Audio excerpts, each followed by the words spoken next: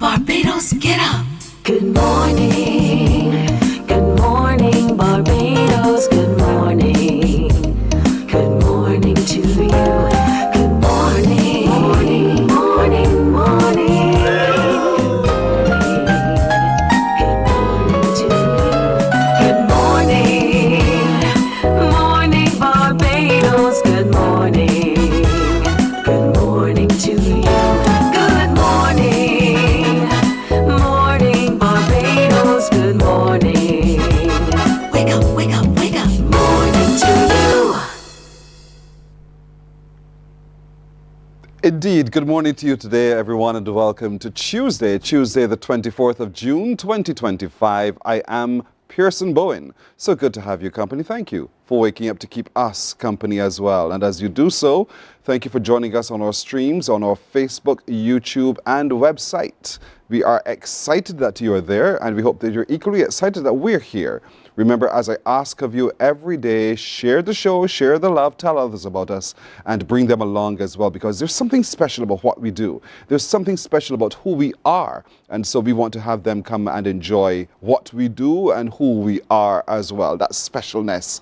To the lady who called from Guyana yesterday, thank you, ma'am. I hope you share the show there in Guyana as well. To those of you in St. Vincent and the Grenadines, thank you for watching. For those of you across the diaspora, wherever you are, good morning, indeed. And we also had, yes, a viewer coming in from Mozambique. Wow, I'm telling you, it's far-flung, and we love it because you see the value in it. And because you see the value, share the value with someone else as well so that they can benefit therefrom. Remember always, if you know of something or someone whose story you think we need to tell us about it. Tell us in an email. Send that email to morninbarbados@cbc.bb. morninbarbados@cbc.bb, and we shall acknowledge it. We thank you for being partners with us indeed. So today, the 24th, just to remind you, today, oh, by the way, good morning, Slender Glenda. How are you doing today? She says good morning to all on board. She's wishing a terrific Tuesday to everyone. Patricia Ben is in the United States, and so Pat comes by early. She says good morning to the crew as well. To you, Pat, we wish you a terrific today. Bill Kaya Naki, I know. But anyhow, good morning to you indeed. Where are you from, by the way, with a name like that? Or is that your own imagination in terms of naming yourself on social? If you're from somewhere else, other than Barbados, let us know. We'll thank you for that. Auntie Faye, terrific Tuesday to you as well. She's in St. Peter. Good to have you company, Auntie Faye, as well. Marcia Rock, good morning to you as well. She's saying good morning to the beautiful kings and queens. She's wishing all of you a terrific today. We wish you too, Marcia. Oh, you're in Liberia.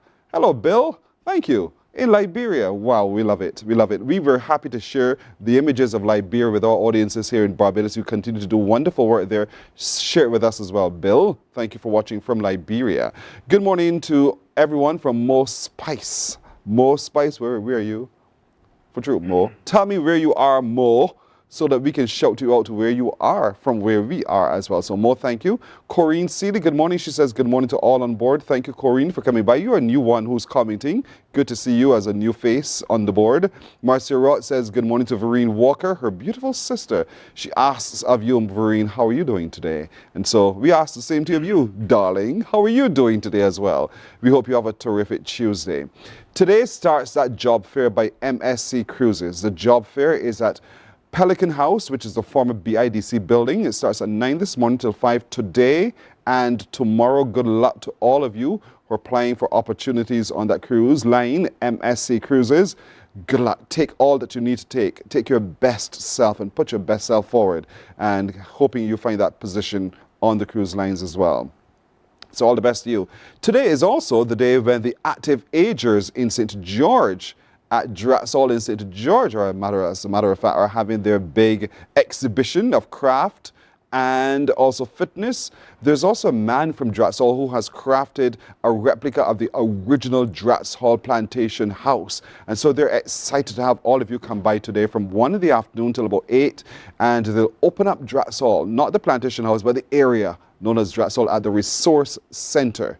That's where you're going, to the Resource Center today to engage with the active agers, retirees from the area who've decided to band together. It's a lovely little group. They're growing in number. And so we're excited to have you come and enjoy with them today that big open day at the Resource Center at Dratts Hall to share in what they're doing as well. So a lot to look forward to, including this morning, our conversation on CARICOM, where we took a look at COTED.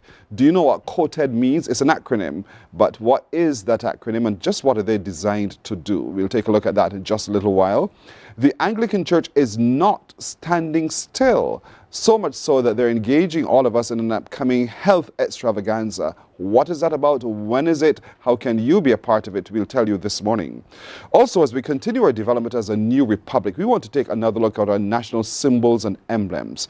And so the committee, the people from the committee who have been designed to do so, are coming to join us this morning to share with us why we're doing this and what is the conversation around it and how you can be a part of that conversation as well as we shape our new look. Is it still relevant, the things that we hold dear? And if not, what should they be? That conversation starts today. July the 30th is a spectacular day in Barbados when we all assemble at Kensington Oval for that big regional event known as RISE. And the organizers will join us this morning to share with us about it. We'll also remind you today about the Emerging Entrepreneurs Manufacturing and Services Trade Expo that's coming up at the weekend. That's put on by the Barbados Trust Fund Limited. They'll join us to remind us about the opportunities afforded you then. And we'll meet 2 more recipients of the National Youth Awards. So, a lot to look forward to this morning, so stick around. But let's get started this morning as we turn our attention to our conversation, ongoing conversations on CARICOM.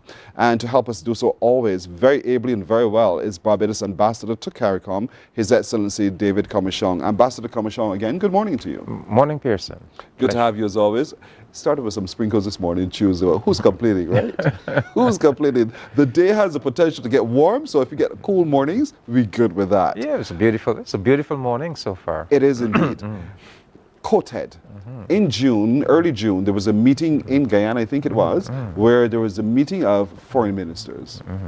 Talk to me first of all about what COTED represents and that structure within CARICOM. Well, the meeting was really of ministers of foreign trade. Okay. It just so happens that Barbados's Minister of Foreign Affairs is also our Minister of Foreign Trade. So it was on the 10th and the 11th of June, and we were supposed to report on it last week, but we didn't have the time. But I like to talk about COTED because it gives me an opportunity to remind our viewers about the core functions of CARICOM. You know, we often speak about a variety of things, but it's necessary to come back every now and then to the core of it all. And let's just recap. You know, CARICOM is the Caribbean community, and the Caribbean community is really all of us. You know, so CARICOM is such a multifaceted mechanism that it virtually includes everything about us, our governments, our people. And so COTED is one of CARICOM's 5 ministerial councils. These are the councils that bring together ministers of governments from all across the CARICOM member states. So just to let viewers know, so at the very top of CARICOM, you have the Conference of Heads of Government. Just below that conference, you have these 5 ministerial councils. The Community Council, which is ministers who have direct responsibility for CARICOM and the CARICOM Secretariat, you know, all the administrative issues. And then you have the Council for National Security and Law Enforcement. That's the ministers who deal with the law. You have the Council for Human and Social Development. That's the ministers of education, ministers of health, ministers of labor. You have the COFCOR, the Council for Foreign and Community Relations. That's the ministers of foreign affairs. And then perhaps the core council, the COTED, the Council for Trade and Economic Development. And why do I say perhaps the core council? Because this is the council that deals with trade in goods. And if we recall our history, CARICOM actually began as CARIFTA, Yes. which was the Caribbean Free Trade Association. So we actually began with this idea of trade in goods, that we were going to facilitate all of the things we produce as member states. We were going to facilitate trading with each other. So we were going to remove all import taxes. So anything that is produced within the 15 CARICOM countries, no import taxes, tax-free. But then we said, so we want to keep this regional market, we want to help our own producers. So we set up something called the Common External Tariff. So no tariffs for our own people, but for businesses from outside.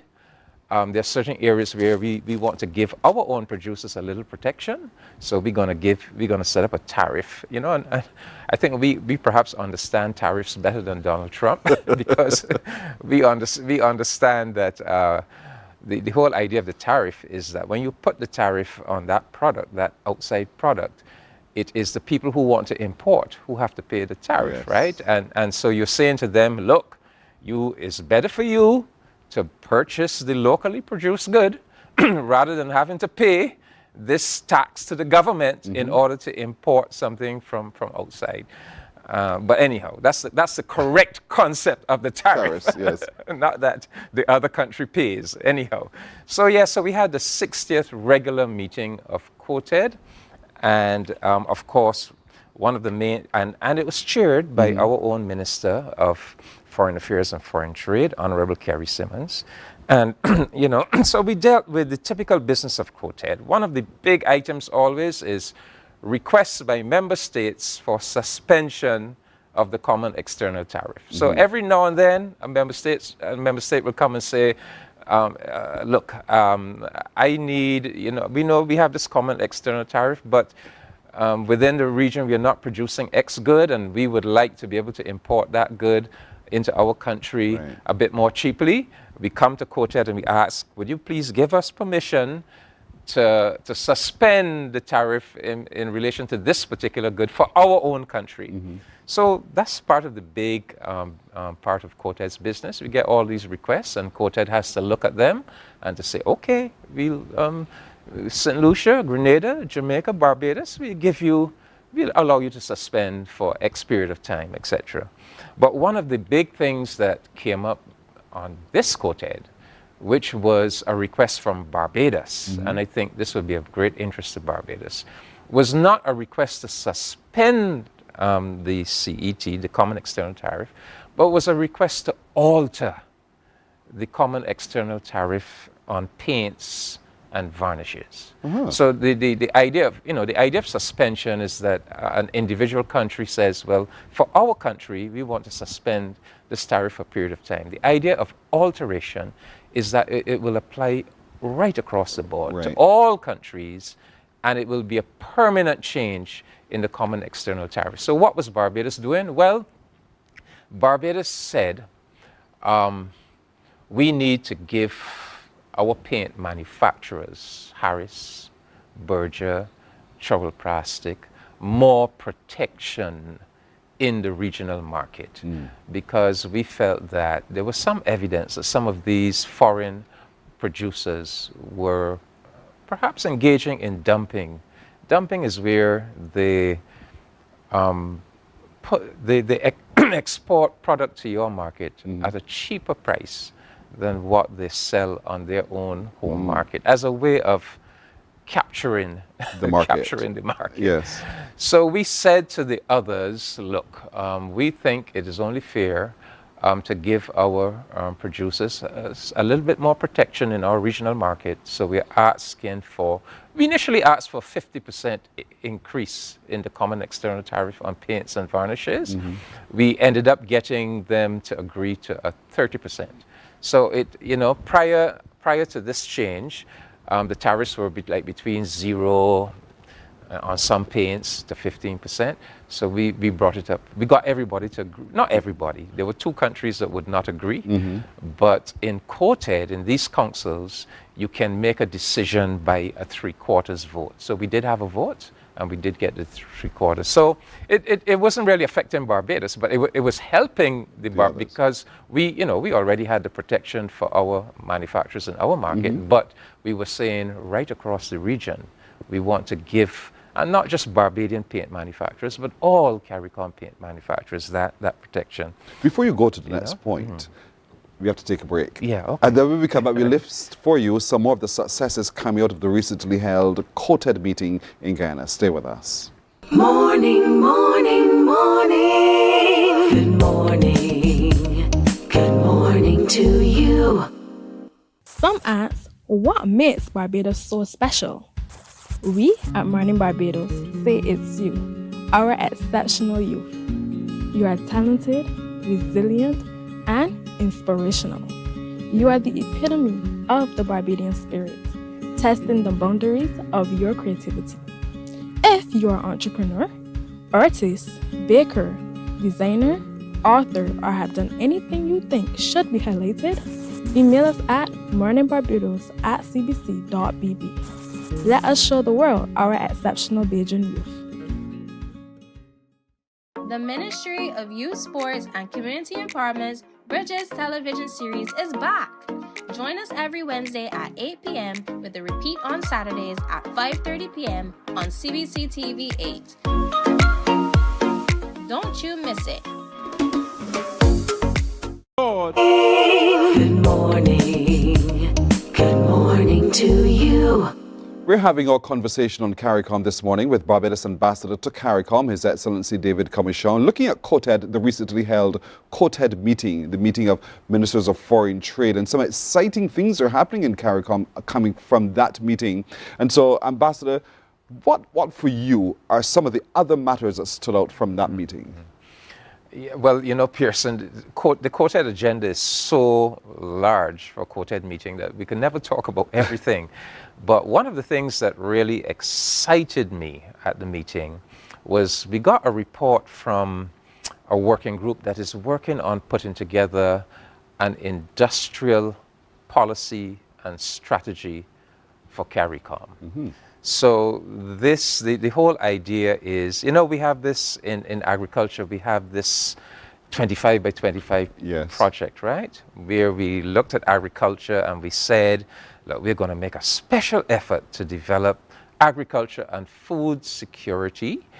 And we're going to set ourselves the target of reducing the food import bill by 25% by the year 2025. So we have come up with a similar kind of approach. We are working on it. It's not fully fleshed out yet. For industry. And by industry, we are talking about an ecosystem of industry. So non-food manufacturing, tourism, education services, health services, a range of things that within the CARICOM context we could consider to be industries that we want to develop. And we are kind of approaching it in a similar way to what we have done with the food and agriculture.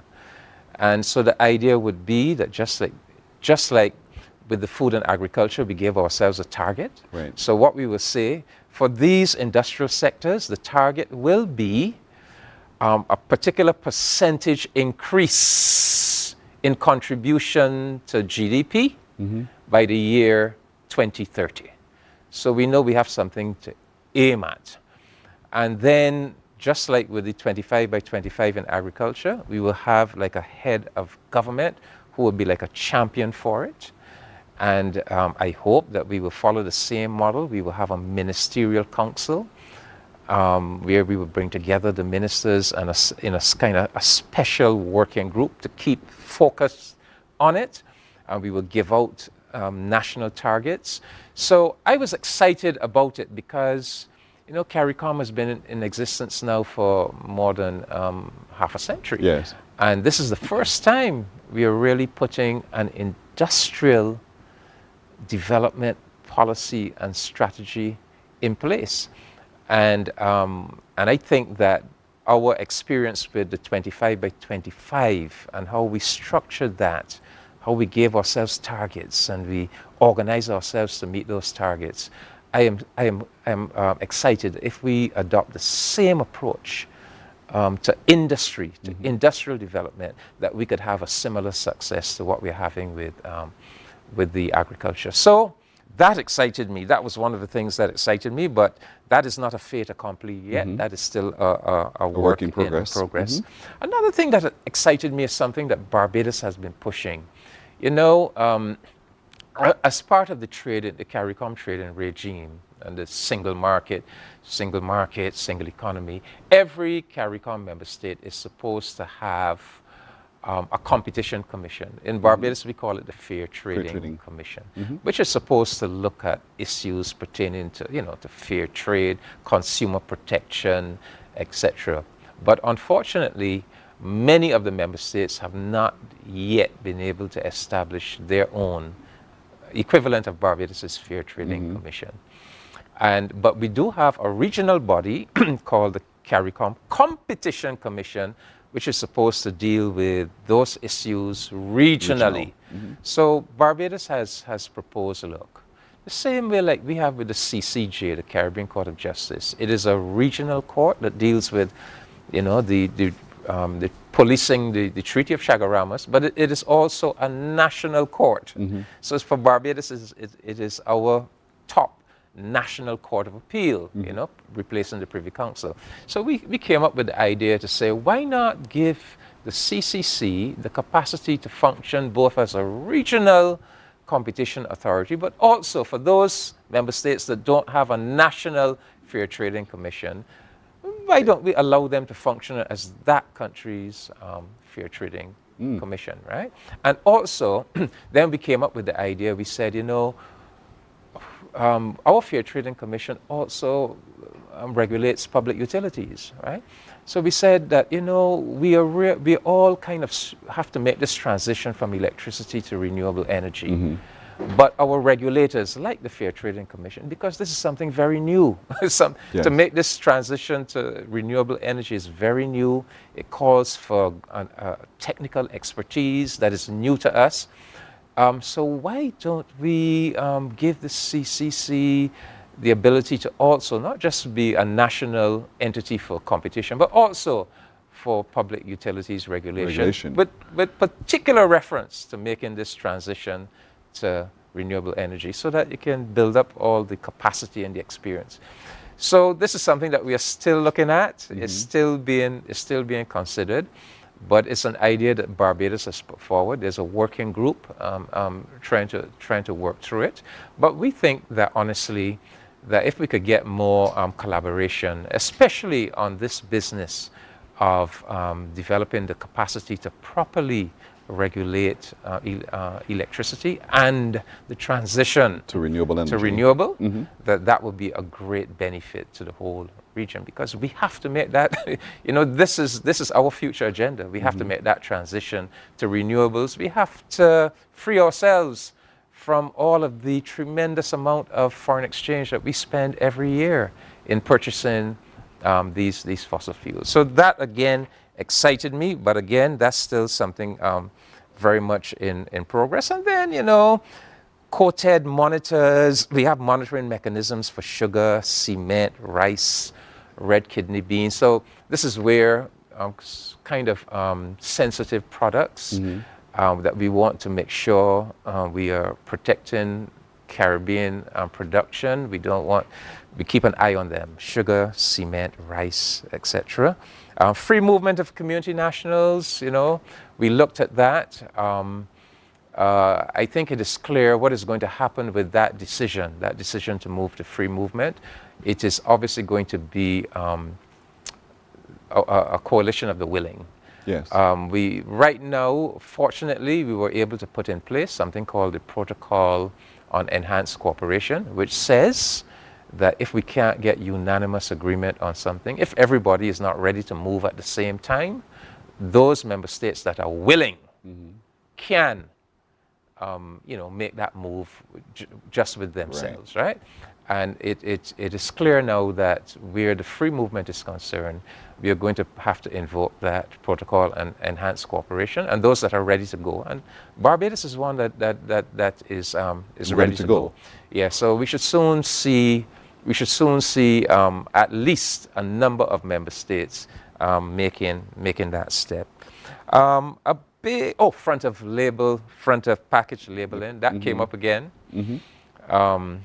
We are on the cusp of pinning down that decision to have this front of package labeling mandatory across the region. So the decision taken was that we need to have a meeting of the co-TED and the co-SOD. The co-SOD would bring together the ministers of health, because this issue, this front of package labeling, is both a trade issue and it's a health issue. Yes. So the two councils need to come together and make the final decision. So that was decided.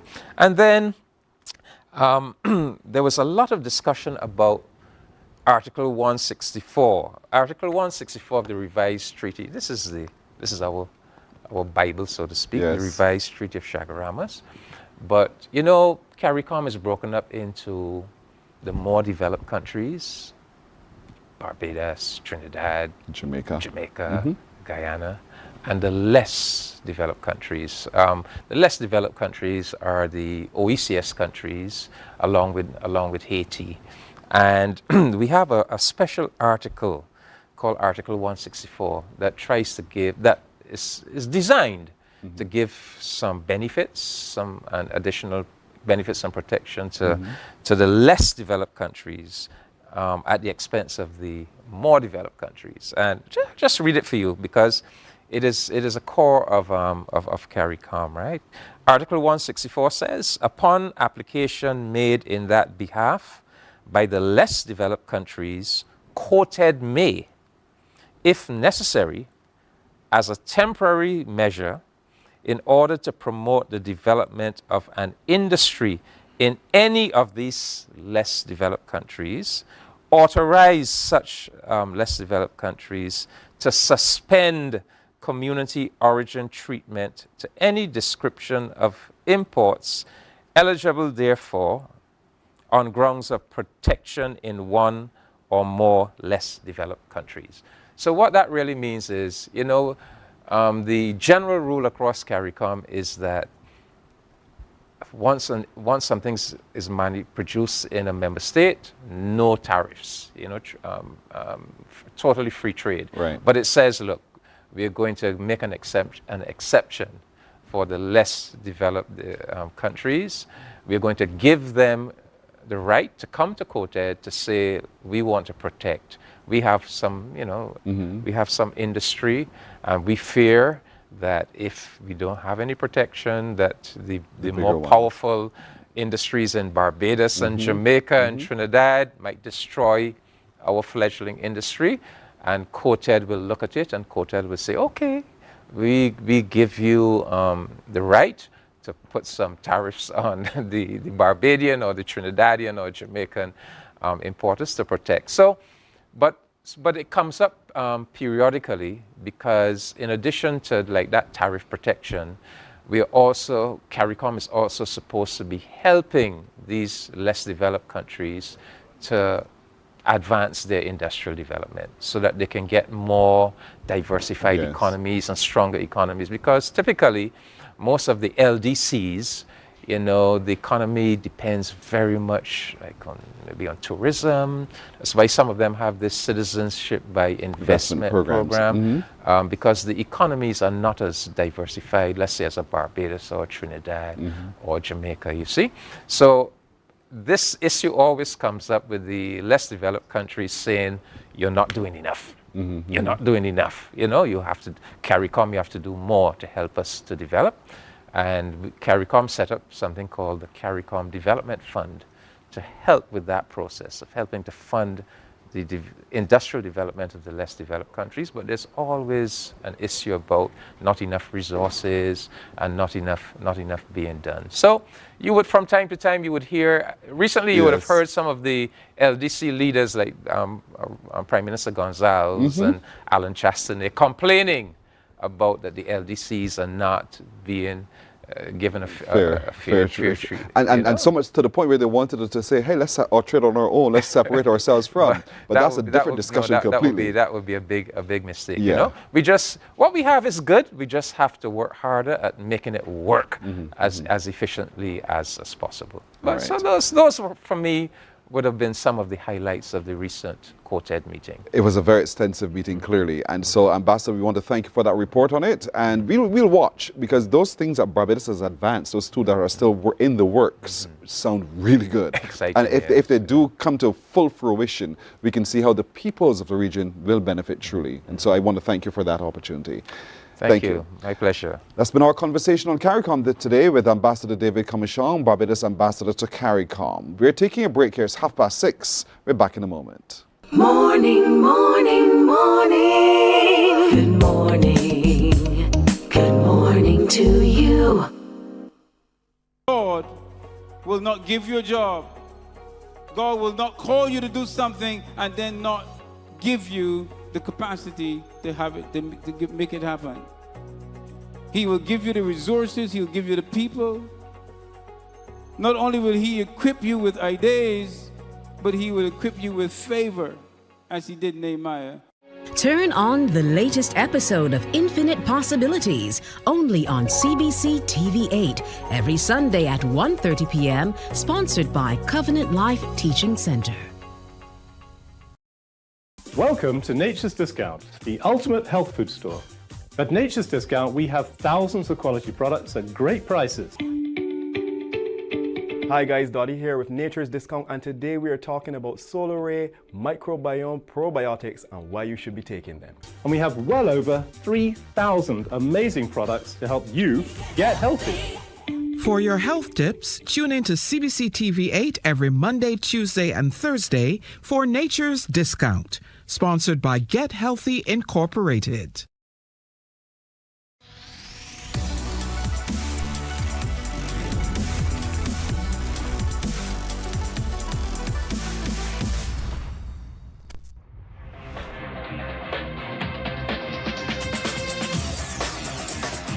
Week after week, Scold presents exciting reports and documentaries on the most varied topics of our time.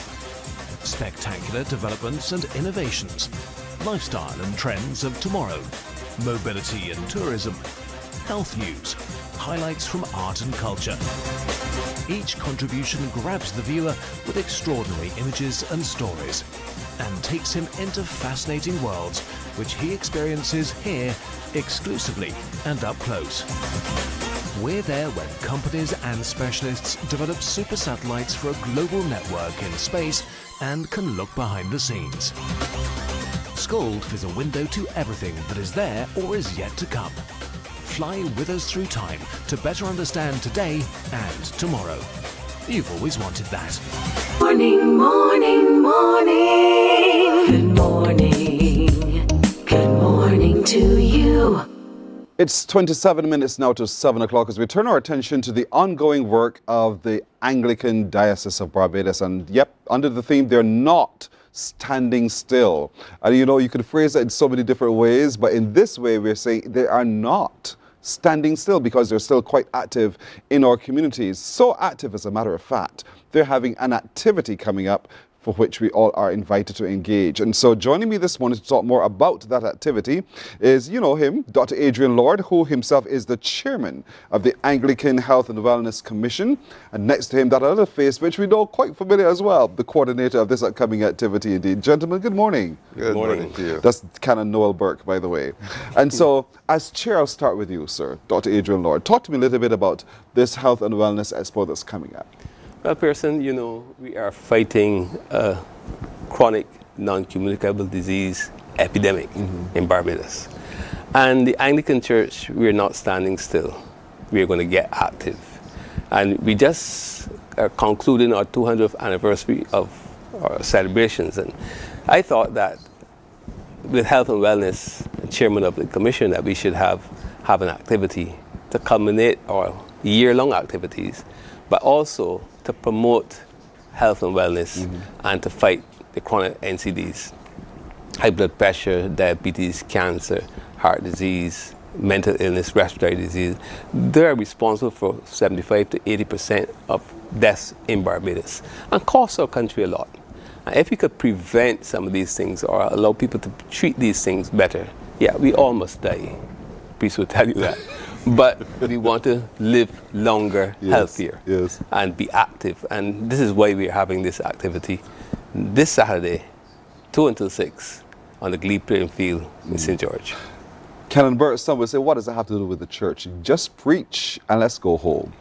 What would you say? Well, you see, first of all, we have to have the understanding that God Almighty is concerned about the whole person. And biblically and theologically, this is demonstrated.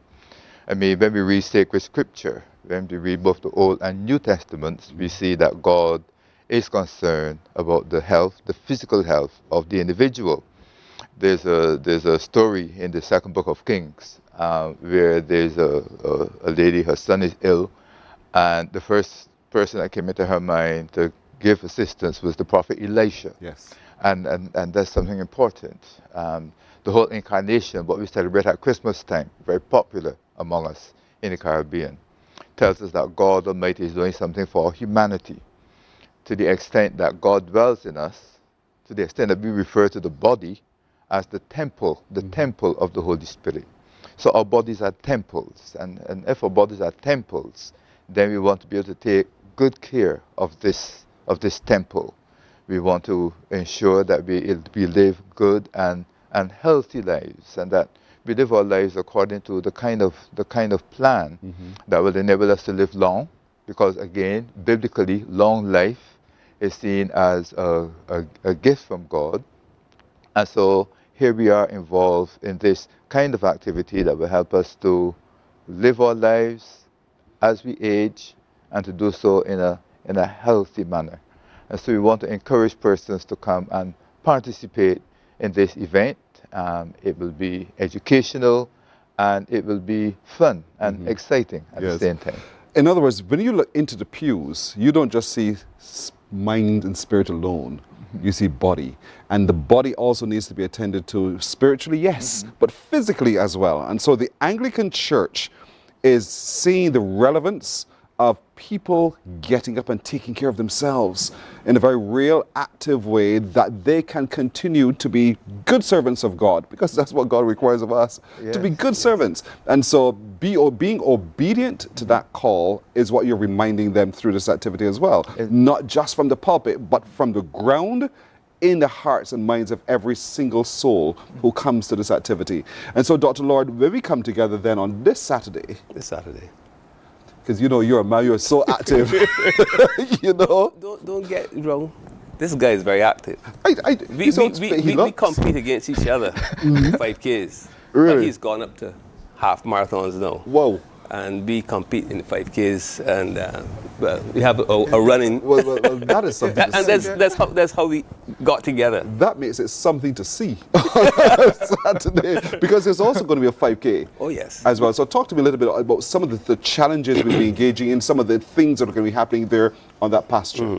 We're going to have the health checks, which we think screening is very important. Screening is when we detect things before they're symptomatic, before people even know, because a lot of these chronic NCDs are quite asymptomatic, and therefore it's important for people to be screened, because they might not know that you have things. We're going to have blood pressure, blood sugar, blood cholesterol. We have HIV testing. We're going to have the cancer support services there doing the PSAs. So a whole lot of things. But we also have the NCC, National Conservation Commission.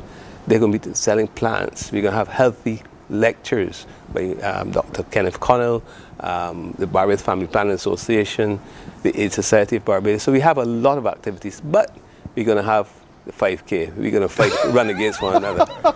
And the Bishop Michael Maxwell, he's also a fitness enthusiast, and he's going to be out there on the line, not starting the event, but he's going to be out there. We had a test event a few weeks ago, and the bishop went along and left us.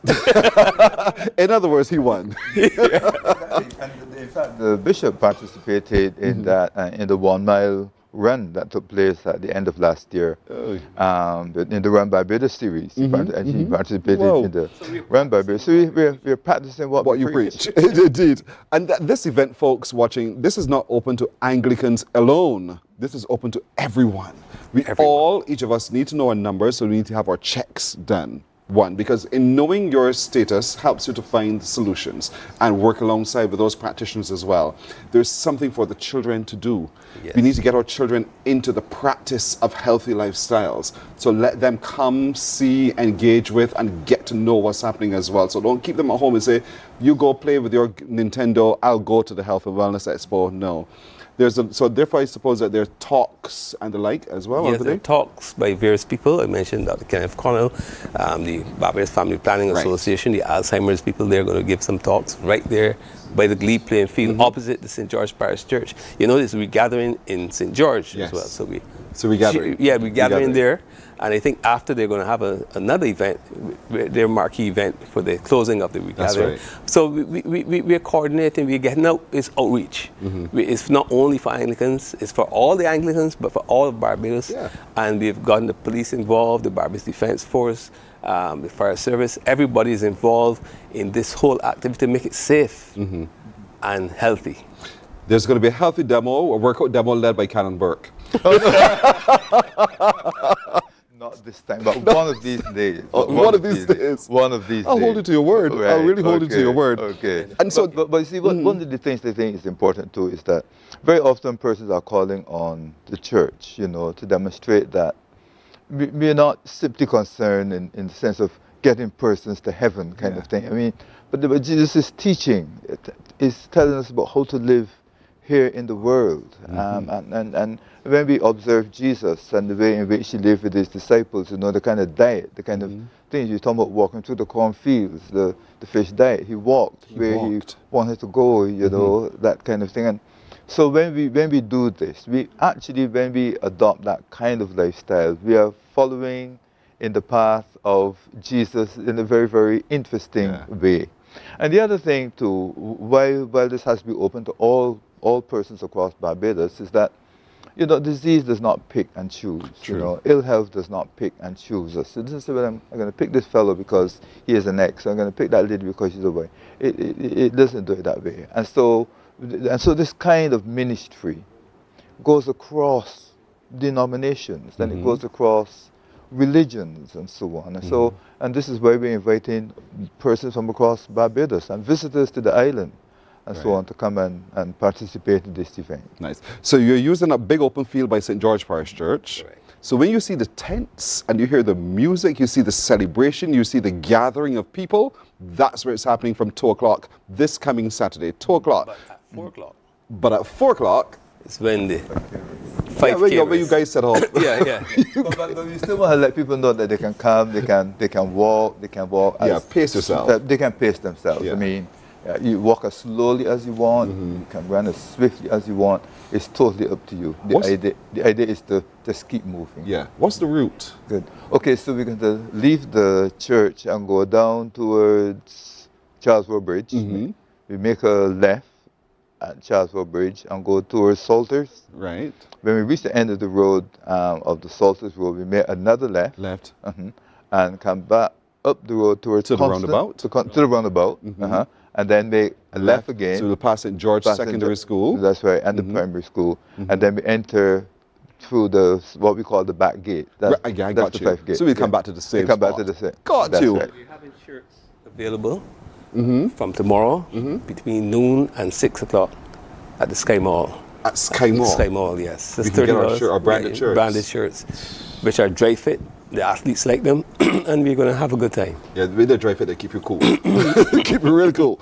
And so hydration is going to be important for those of you getting ready for this coming 4 o'clock start to the walk and run, 5K, walk and run. Now you should be working out here. Working out, stretch yourselves and get yourselves ready indeed. But it's important that you come and you get your testing done. Testing done against non-communicable diseases, childhood obesity, and a whole host of things.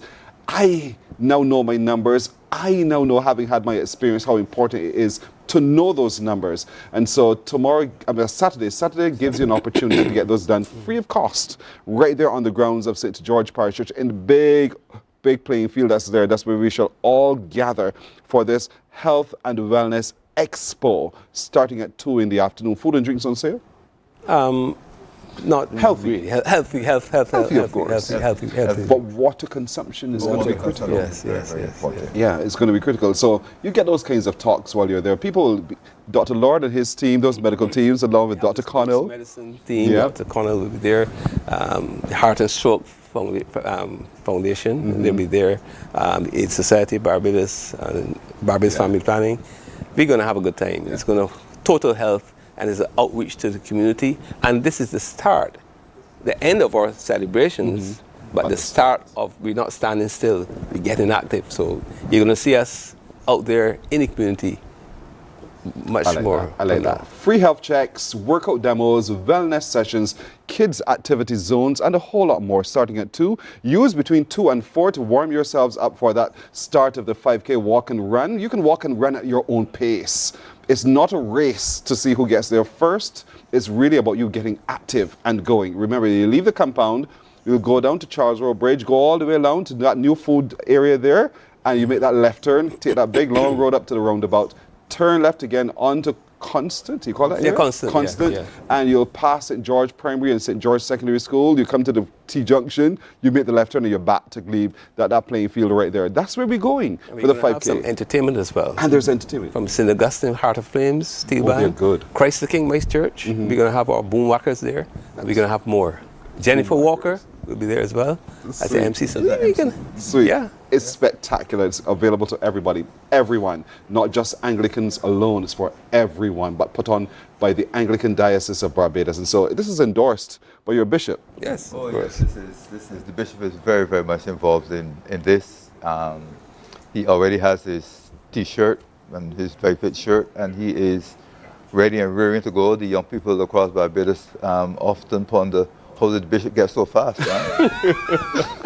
You prove it. Don't forget, T-shirts are on sale from Sky Mall from tomorrow in the afternoon. Indeed. So look for them in the mall halls and get your T-shirts indeed. But gentlemen, thank you so much. Thank you. I really hope that this is so well patronized that, we block the roads. Yeah. We block the roads. That's what we want to do, indeed. But take a look at this speech from the Bishop of Barbados, and so you get a sense of the endorsement of the leadership of the Anglican Church in Barbados. And not just their spiritual health. And we know this to be part of our missional call to encourage our nation that is especially afflicted by NCDs to take their health seriously by eating wisely and engaging in regular exercise. And so a Health and Wellness Commission, beyond the extravaganza that comes off on Saturday, June the 28th from 2 to 6 p.m. on the St. George Glebe playing field, will be launching a diocesan campaign to promote healthy lifestyles by mobilizing key resources at our disposal under the theme, Get Moving, because we're not standing still. This initiative will not only target us as Anglicans, but will be available to all Barbadians. Morning, morning, morning. Good morning. Good morning to you.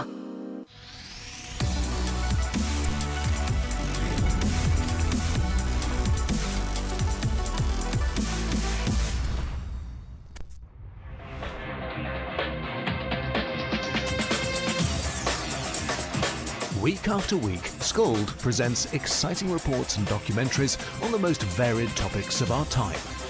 Spectacular developments and innovations, lifestyle and trends of tomorrow, mobility and tourism, health news, highlights from art and culture. Each contribution grabs the viewer with extraordinary images and stories and takes him into fascinating worlds which he experiences here exclusively and up close. We're there when companies and specialists develop super satellites for a global network in space and can look behind the scenes. Scold is a window to everything that is there or is yet to come. Fly with us through time to better understand today and tomorrow. You've always wanted that. Scold, a look into the future. Our world today is not the world God. Morning, morning, morning. Good morning. Good morning to you. For as long as we've been alive, we've been saying, in plenty and in time of need, I pledge allegiance to my country, Barbados, and all of those kinds of things. We've seen the coat of arms, we've seen our flag, we've seen all of our national symbols and emblems, but we're now a republic. Are they still relevant? That's the question that this committee that's been designed seeks to know from you. Are they still relevant? You can say yes, you can say no, you can make suggestions as to what are. And so joining me now as we take a look at this is Professor Dwayne Devonish, who is the chairman of the National Emblems. Dwayne is a member, not production crew, a member of the National Emblem Symbols and Celebrations Advisory Committee. Dr. Charleston Brathwaite, you're the chair. You're the chair of this one, indeed. And so good to have you, sir. Pleasure to be here. Now, explain to me as chair, why is this committee set up and what is it commissioned to do? Good morning, Barbados. Good morning, Pearson. And it is indeed a pleasure to be here at CBC as usual. In 2024, Cabinet agreed to establish a committee to examine the current status of our national symbols, emblems, and celebrations in the context of the fact that we have now become a republic, and to determine whether these still represent the pride and aspirations of Barbadian people, and to determine whether, in fact, there are opportunities or the need for new symbols and new celebrations in the context of the establishment of a republic. And so this committee, which is made up of a mixture of professionals from the university, from civil society, from public service, is working very, very hard to determine whether, in fact, we are at a stage where we are comfortable with our current symbols, emblems, and celebrations, or whether there's room for new ones. And so we are engaged at this point in a national consultation, which we're proposing to have, to hear from the public. Right. Because we do not wish our report to be a report of the committee, not our opinion alone, but we wish to hear from the wider Barbadian society. What is their perception of these symbols, emblems, and celebrations, and whether there's room for change? Or should we preserve what we have and continue as we are? And this is the question which we seek to find answers for. We don't wish this committee or the report of the committee to be a report of just 10 of us. We would like to engage the wider Barbadian public, including the youth, because after all, we are talking about the future of our country. When these things were established at independence in 1966, a lot of us were young. Yes. Today we're not so young again. And so we hope to hear from the youth. We hope to hear from the young people as to what do they think about the pledge? What do they think about the flag? What do they think about the anthem? Is it still relevant? Are the messages as clear as we wish them to be? And what should we do going forward? And so we have youth representation on our committee, and we're hoping that within the context of a national consultation, we hear from the wider Barbadian public as to what is their perception of these symbols, emblems, and celebrations. Because for a lot of us, they represent our identity. Who are we now? Yes. And that's the question I think a lot of people are going to be required to answer. We take a look at some of those emblems, just in case you've forgotten. That's the flag of Barbados. Yes. You would have seen just ahead of that the coat of arms. Is it still relevant? This is our pledge. Is this capturing the spirit of who we are now as a republic? That's our national dish, as we call it, but is it still our national dish? And if it is not, then what do you say it is? And so on Thursday coming, Dwayne, Professor Dwayne, there's going to be this national consultation that Dr. Brathwaite was speaking about. Talk to me about where it is and what you want us to come fired up to do. Okay, so our national consultation will happen at the Steel Shed, Queen's Park. And it will be this Thursday at 5:30 p.m. Now we're inviting all Barbadians to come out and to bring all of your views, your perceptions, your inputs on each of these emblems, symbols, and celebrations. We want to hear from you. Now, we also have a streaming option, so Barbadians can actually tune in online and provide questions, make comments. We'll be responding to the online platform as well. So we're going to have a hybrid system in place. So for those who can't make it physically at the Steel Shed, Thursday at 5:30, you can go online, you can see us, you can ask questions, and we can respond to you in the same way. We want this, as Dr. Braffett says, to be a wide cross-section of Barbadian inputs. We want to ensure that when we prepare our report, that is reflective of the wider society. And so there are many people in our diaspora, I know you're watching, and you're thinking, you know you have an opinion on everything that we're talking about here, on national symbols, because they also represent you wherever you are, and you represent them well too. And so there's an opportunity, as Professor Dwayne Devon just said, for you to engage with. I know there's a survey on.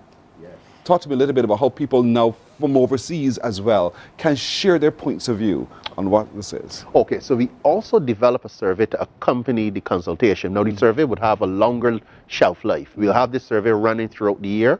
And what this survey does, it provides a set of questions on each of the emblems. So your flag, our flag, we have questions on our coat of arms, questions on our pledge, our anthem. We even delve into what do you think about the national dish or national sport? Do you believe that we should have another bank holiday or a day of celebration? I see personally you're very enthused about that. And what the survey does is an online survey. So this link is going to be shared through the GIS, and it's going to be within the reach of not just the local populace, but across the diaspora. Go in, complete the survey, provide as much as you think is important for us to review, and we'll be using that feedback alongside the feedback we get from the national consultation to inform our reporting going forward. As new Republicans, Dr. Brathwaite, you would have traveled, you would have worked extensively abroad. And so from time to time, people ask you the question, who's Barbados? What is Barbados? What do you guys represent? This, no doubt, is a part of that so that we can affirm who we are because we now know who we will be. This is very important, Pearson, as we seek to define our own national identity and our history at the same time.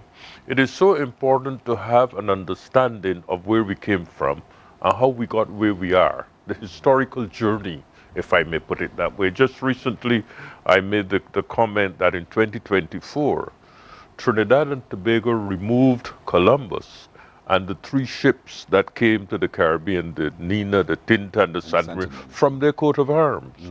And the Prime Minister made the comment at that time that they're doing a survey to determine what colonial vestiges of colonialism they should remove from the books and from the landscape. And this is important. I also remember that after the Floyd event, in the incident in the United States, several monuments and emblems were removed in many African and European countries. The point to make is that a country evolves. The story of a country is like a book. There are chapters. There are moments in time when things change. And the emblems and the symbols must capture these moments and translate them into national identity. And this is what it's all about. It's about ensuring that we, in fact, as Barbadians, are represented by our reality, and not by what other people tell us, but by who we are and how we understand our own development. This is critically important, not only for us, but for the youth. Because when you go abroad and you say you're Bajan or you're from Barbados, people want to know, well, what does that mean? That's right. What does it mean to you? And therefore, what can you tell me that Barbados is? When I was the ambassador in China, I had the honor to represent Barbados in the People's Republic of China for 4 years. One of the critical elements of being an ambassador is being able to project an image of your country in a positive way, and in a way that is historic and can be understood by your host country. And therefore, I had a very simple formula. I had 10 characteristics of Barbados that I always traveled with, because this was my passport to informing my hosts and also others with whom I met. What is Barbados? Where is it located? What are the seminal characteristics of your country? Where did you come from and how did you arrive at where you are? And this is the kind of message that we must have, not only as citizens in the country, but members of the diaspora who travel abroad. And they too are ambassadors of Barbados. And they too must project a positive image of our country and our achievements. Our story must be told by us and not by others. Yes. And this is why it is so important that we understand our emblems, symbols of national significance, and our celebrations. And what do they mean to us as a people? Because that is the grounding, that's the foundation of our national development. And so this conversation literally starts publicly with us, ladies and gentlemen, on Thursday in the Queen's Park Steel Shed, beginning at 5:30. It will be streamed online, so everyone, everywhere can engage. There are opportunities for you to comment, to question, to suggest. All of those are happening. There's a survey on at the moment. You can get that access through GIS. You can find their GIS online and just click the links and respond in there, because this is just the start of a journey as we continue the journey. This is another stage of the journey, another chapter in the book about which Dr. Brathwaite was speaking.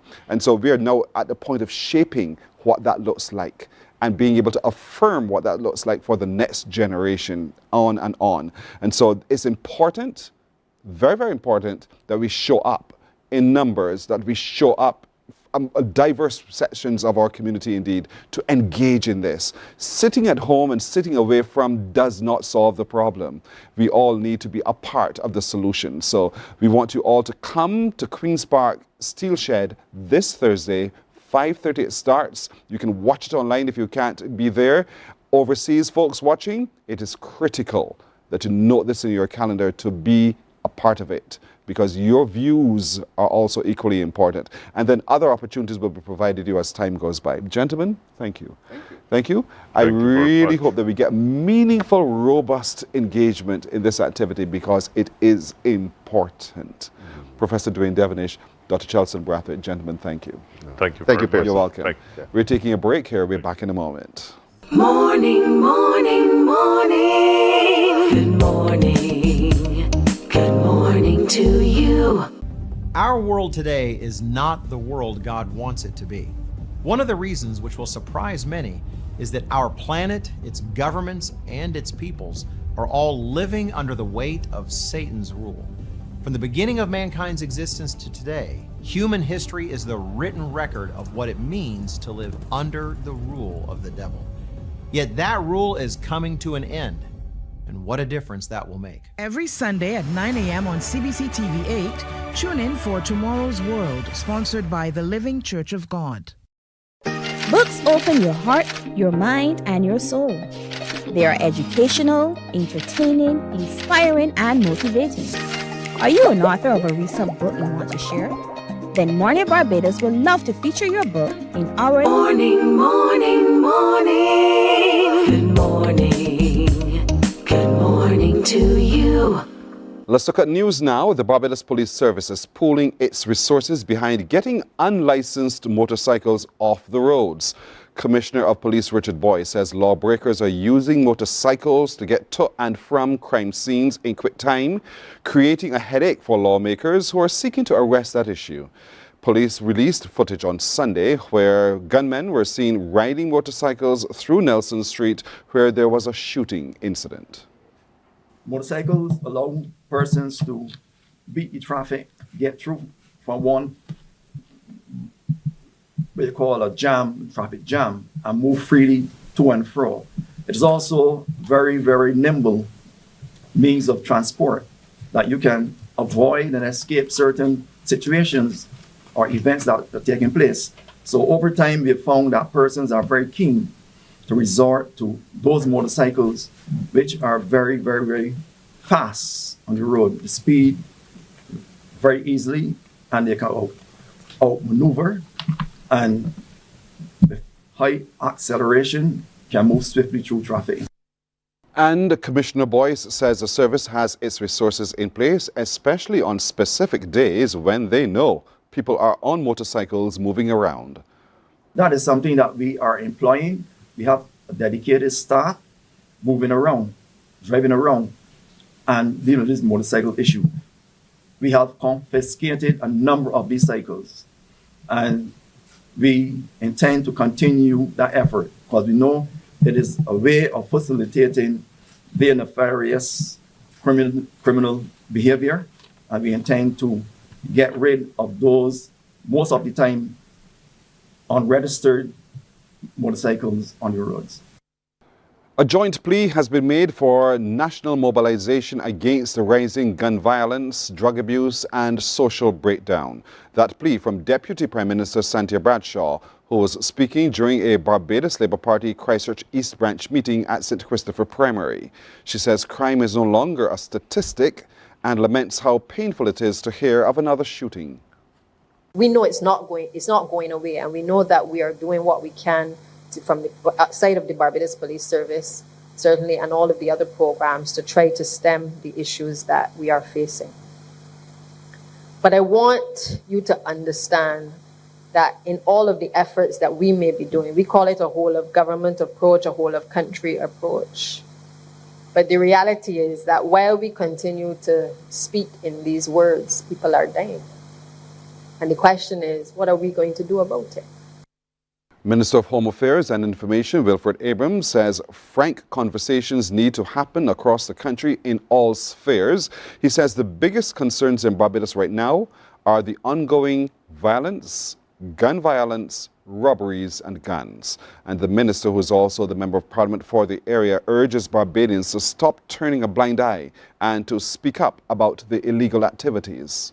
A lot of it is interrelated. The shootings are connected with the robberies, are connected with the drugs. That's the reality.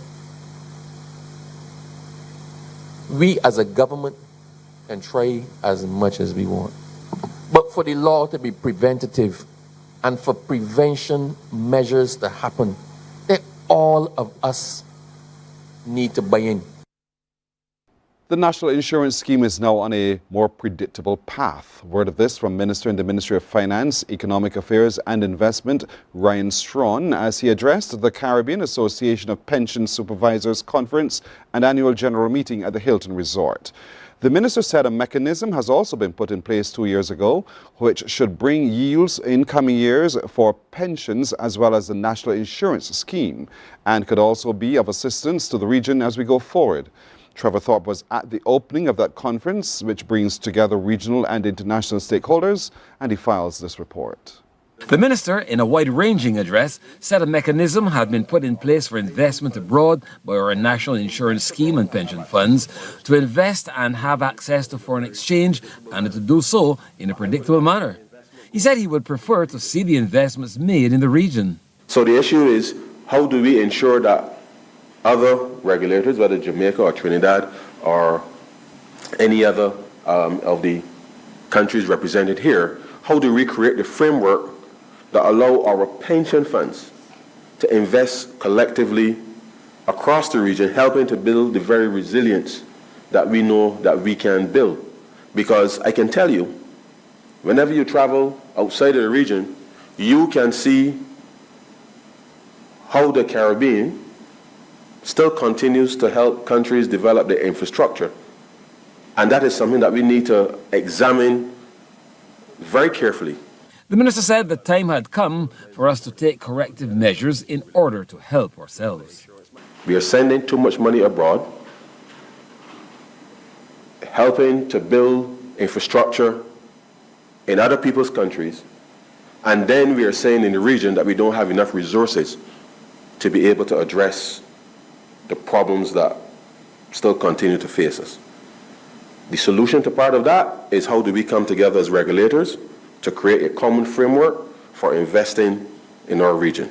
The minister told the conference, while pension funds are the largest investor class in the region, we must make sure we put in place a framework to help build our economies, such that our young people will be encouraged to have a few more children, such that our businesses will see the benefits of being able to provide more or a more balanced family arrangements in terms of paternity leave and maternity leave and those types of things which are critical, such that any immigration policy that we may put in place, either in Barbados or across the region, that there is robust growth supporting that there's a mechanism whereby the collective investment that you as regulators can accommodate across this region will help us to be able to shift the growth trajectory of this region significantly.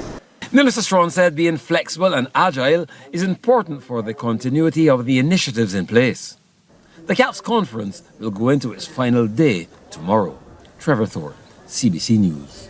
Thanks, Trev. That's it for news. More news right here on CBC TV8 coming up at 12 noon. Morning Barbados takes a break here. We're back in just a moment. Morning, morning, morning. Good morning. Good morning to you. Books open your heart, your mind, and your soul.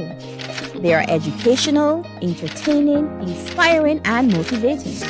Are you an author of a recent book you want to share? Then Mornin Barbados would love to feature your book in our The Next Chapter segment. Send us an email to morninbarbados@cbc.bb. That's morning without the G. Come and let us turn those pages together. Hey there, it's Mahalia. I want to share something that might be really helpful. If you're feeling anxious, overwhelmed, depressed, or lonely and have no one to talk to, call Lifeline Barbados. We all face struggles at times in our lives. You're not alone. There's no need to feel ashamed or embarrassed. It's okay to reach out for support. Lifeline Barbados is completely confidential. No one else will know you called. They're there to offer a caring ear and guidance without judgment. And fellas, I want you to know asking for help is a true sign of strength. It takes real courage to reach out. You can also call Lifeline Barbados if you're worried about loved ones who are struggling and you need advice on how to support them. There's a saying, a problem shared is a problem halved, but not everyone has someone they can confide in. That's why Lifeline Barbados exists, to be there for you or someone you care about during tough times. Save this number. Lifeline Barbados is just a call away. Remember, you can reach out whenever you need to talk. There is a saying, you can find a Bajan anywhere. Are you a Bajan living abroad? Or do you know of one who has migrated to another country? Well, we at Mornin Barbados would love to have you or them on our Bajan Afar segment. Share your amazing stories, experiences, and how you have adapted to a new culture. Send us an email to morninbarbados@cbc.bb. And together we will travel the world.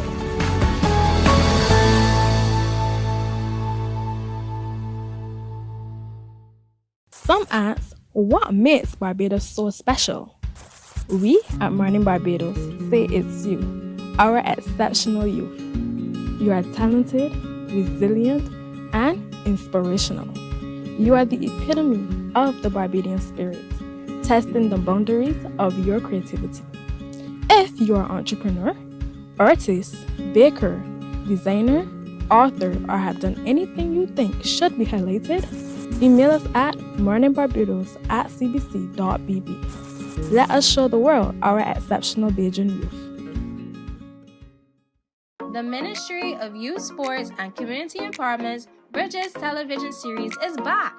Join us every Wednesday at 8 p.m. with a repeat on Saturdays at 5:30 p.m. on CBC TV 8. Don't you miss it. God will not give you a job. God will not call you to do something and then not give you the capacity to have it, to make it happen. He will give you the resources, he'll give you the people. Not only will he equip you with ideas, but he will equip you with favor, as he did Nehemiah.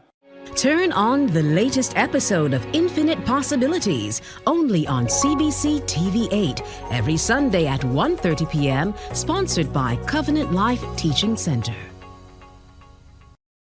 Welcome to Nature's Discount, the ultimate health food store. At Nature's Discount, we have thousands of quality products at great prices.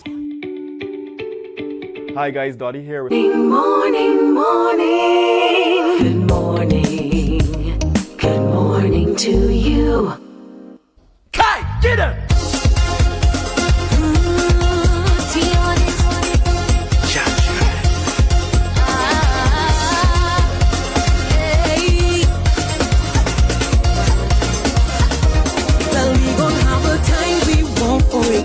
With moments that everlasting, having a time regardless of what we face. I know in every fact, it's serious, no spell laughing. If not today, we go start it. That's how we stay.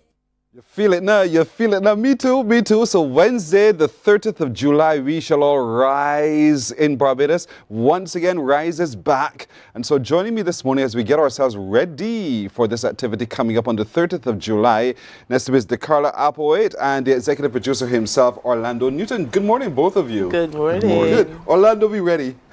We always ready. If we always ready? Yeah. We are ready for Rise. I mean, over the years, this has been one of the events on the crop of a calendar that we all look forward to. Yes. The brand have grown a lot over the years. We also have Rise Reggae, as everybody know. The focus of this event is quite large. We try to do the best we can, knowing the marketplace that we are in. What we usually do is we try to gather international artists and the best of Barbados. Yes. But we also merge that with emerging talent that we believe that is unseen, that we can help develop at any given time. Some of them may need assistance. So we do that. The young lady who we just playing, Tion Hernandez, was our the first one that we did last year. And when she came to us, we were like, okay, small little girl putting on a 40-foot stage, you know what I mean? How is she going to do it? And we were like, we can't leave her alone, we can't leave her standing. So what we did, we went to her and her management, we put a whole cast around her with the help of the NCF, with one of their programs that they do have active now, assisting young artists in development, right? And we found that this was a great opportunity for us to be involved in that development. This year we have gone a little step further, and we're asking the general public to actually assist us in that program. We can't get to every event that there is, so we have asked them, and we've also asked my team to go out and make sure that we could find that, I call it a diamond in the rough. It don't have to be an artist who is new. It can be an artist who has been singing for 5, 10, 15 years, but just need that to carry them over the top. But we're not going to leave them there. We're going to hold their hand through this whole process.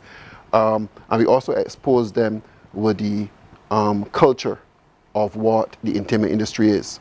What we usually do is we give them the exposure to network with the artists who we also bring. Right. So when with the Patrice Roberts and the Kess, who have been selling out shows across the world. I think he had another show in New York, and within half an hour it was already sold out. Wow. Patrice Roberts, who we already had here for the I Woman show, which we were co-producers of. So these standard of excellency that we want to portray and continue to portray is very important. What we try not to do is not to give the artist the correct exposure that is needed. So I don't want you to come and sing one song or 2 songs. We want you to be able to express yourself and feel freely and not rushed. So that's part of what Rise is all about. We usually try to start early, on time. We usually try to start to finish on time. And to top upon that, we are always learning. So what we try to do is to ask people, how bad are we? Yes. What do we need to improve? Last year we got a lot of licks for a couple of things that we did. We went back and joined the Iron Woman event, which we try to manage them. If you go to Reggae, for example, we didn't do it all inclusive because we weren't happy with some of the activities, so we downsized and then came back again. And that is who we are. As you said, Rise. That's what it's all about. When the name was first concepted at that point in time, it was more about what is a name that we could use. And it was a struggle. Actually, I came up with the word Phoenix. I was thinking about rising, and somebody said, what you say Phoenix? I said, rising, and the man goes, but just say rise. You know what I mean? And I was like, some of these things are so simple, and we try to make it so really complex. But we have had basically almost every artist in Barbados on stage, and they have always been electrifying. We have had from Mikey, Lil Rick, Stiffy, Puffy, Just Jay, The Carol, you know them better than me. You know what I mean? There's so many, and your brain is usually into this much more than mine. Yes. But we try to showcase everybody. This year we have Alison Hines, the Queen. This is our first real time on Rise. So we had Grainer, we had Gabby, we had Plastic Bag, and we had the icons like Edwin Yearwood and so forth. So every year is our formula basically for our success. What we try to do is to get a veteran, a legend. Then we try to get an artist who we see and we love, and then we also look for that emerging. Right. You know what I mean? So that's our combination that we work with. You said you're looking for people to get involved and help you find that emerging. Yes. So, Dakota, how are you doing that? Well, you know that 98.1, the one course. is the party station. The party station. They are, in fact, our title media sponsor, as well as we've thrown out the challenge. If anyone has been following Crop Over Radio, Rise, other partners have located and said, we're throwing out the challenge. I mean, I've been to Sweet Lines. I've been watching the comments, seeing what's coming out. And people have been mentioning these names. So it's like, okay, these are the ones to watch. Right. You know, it's quite exciting, as Orlando was saying, coming off of Tion. And Tion did a fantastic job, Yes, say, last she has year. grown exponentially. She has. I mean, this year we just went from on a thing. Rise. It's amazing. She's full of ideas and creativity and inclusion. I mean, last year, one of the super things she did in terms of her performance was to bring women in soca. And I think, personally, I was inspired by it. I mean, even you look at the race cast, we do have a lot of women this year, and we're continuing that. And as Orlando did say, we do have the Queen of Soca. And one thing Tion would have said to me is how she enjoyed the mentorship of Alison Hines. And then even in her set last year, there was Alison Hines. It was like a pleasant surprise, you know. So she made a show within a show. Yes. And you know, that is a challenge that we throw out to persons, because we're looking and saying, what's the thing that we can do in terms of developing the creative sector or creative person, and that they can embody and empower what business in the arts and entertainment sector can look like, and what your portfolio can look like, what you're doing that's memorable. Because whenever anyone comes on stage, you know, it's that takeaway, it's that power action that gets people rises. And let me tell you, I mean, Kes, the soprano grass man. Kes actually appeared in the United States on the Tamron Hall show, I think it was, yes. And I mean, to get onto that global market space alone says you've got to be real, real good. You know, he's celebrating 20 years. And that's right, he's marking 20 years. And what? Well, the first quarter, half of those 20 years, we're here in Barbados at Harbour Lights when Kes was Kes and not Kes the band, when you just think about it. I mean, you've heard the story with Patrice, or we followed all of their all of their careers. And we remember her when she came out with the mashup, and when she went solo. Barbados is pretty much where she started. I mean, so many roots are there within Rise that link Barbados to the actual raising the platform for artists, Barbadians and our neighbors alike. This is going to be a great day, a wonderful Wednesday, as a matter of fact, on the 30th of July, Kensington Oval.